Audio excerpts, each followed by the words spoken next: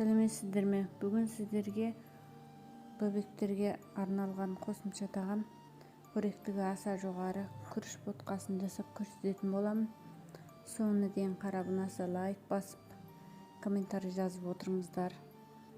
Қоңыраушаны басып, каналыма тіркеліп қойыңыздар. Достарыңызбен бөлісіп отырыңыздар. Ол үшін біз алдымен қайнап тұрған суға азырақ брокколиді бір қайнатып аламыз. Қайнатып сүзіп алып суытып қоямыз. Сонан соң ыдысқа бір уыс күріш және де бір уыс ботқа жасауға арналған тарыны алып жуып тазалап алған соң оған 1 литр су құйып отта қайнатамыз.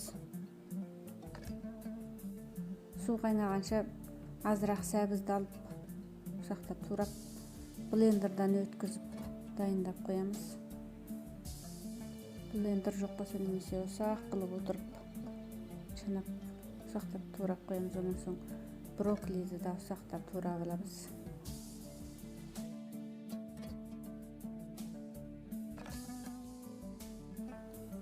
Су қайнатты, енді араластырып жалғастырып күріш езілгенше қайнатып аламыз.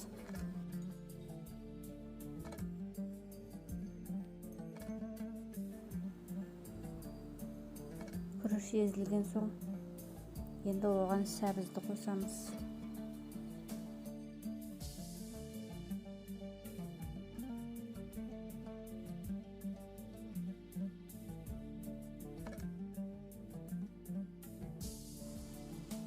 Онан соң брокколиді қосып араластырамыз.